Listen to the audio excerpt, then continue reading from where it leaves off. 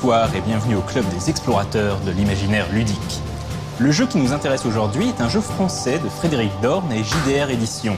Il s'agit de Steam Shadows, sous-titré « L'héritage de Sir Stockwell ». Si la vapeur fait tourner des machines et avancer des voitures depuis la fin du XVIIe siècle en France, en Angleterre et en Chine, l'ère steampunk n'arriva qu'avec l'apparition de la première chaudière compacte. Inventée par Henri Giffard en 1849, elle commença à équiper certains fantassins appelés les acquéros, ressemblant à de petites locomotives, ce qui leur permettait d'emporter une arme lourde loin dans les lignes ennemies en les mettant à l'abri des tirs. 2 ans plus tard, le génial inventeur Sir Rupert Stockwell allait créer la chaudière qui porte son nom et révolutionner la société. Très vite, les applications civiles ont familiarisé les populations à l'usage courant de machines légères, discrètes et surtout d'une endurance et d'une versatilité sans pareil. De l'ombrelle mécanisée au train autochargeant, en passant par les appareils volants individuels, toute la vie a été transformée. Et si les plus riches ont accès aux meilleures machines, tout le monde peut s'acheter une prothèse volumineuse ou un outil mécanisé pour l'aider dans son travail quotidien. Dans cette société à vapeur, tout le monde, de la lady au plus théorique des savants, est devenu un peu mécanicien.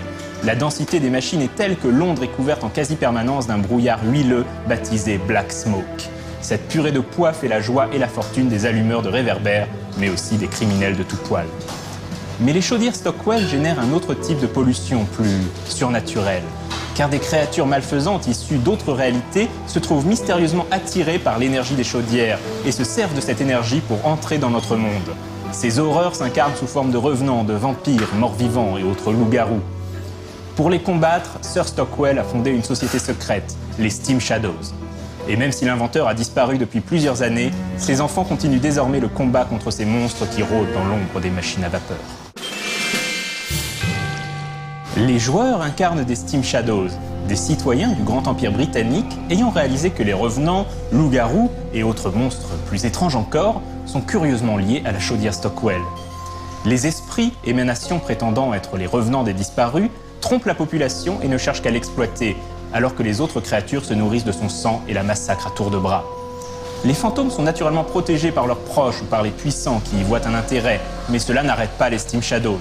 Recherchés, traqués par la loi et obligés de cacher leur appartenance au cercle de Sir Stockwell, ils savent qu'ils doivent détruire ces horreurs avant qu'elles ne se transforment. Car avec le temps, les monstres vieillissent et changent, devenant de plus en plus parasites et de plus en plus dangereux. Chaque personnage est décrit par 3 types de valeurs, ses caractéristiques, ses compétences et ses valeurs secondaires. Les caractéristiques sont au nombre de 15 et sont classées en 3 catégories, physique, mentale et ésotérique. Les caractéristiques physiques représentent les capacités du corps du personnage, sa force, son adresse, etc. Les caractéristiques mentales représentent les capacités de l'esprit analytique du personnage, sa logique, sa mémoire et ainsi de suite. Les caractéristiques ésotériques représentent les capacités surnaturelles du personnage, sa sensibilité au paranormal, sa connaissance des arcanes magiques. Les caractéristiques vont de 0 à 6 à la création des personnages et peuvent atteindre 8 avec de l'entraînement et de l'expérience. Les compétences représentent la spécialisation d'un personnage dans un domaine précis et apportent un bonus à ses jets de dés. Enfin, les valeurs secondaires regroupent la fortune, l'influence, l'équilibre mental et les points de vie du personnage.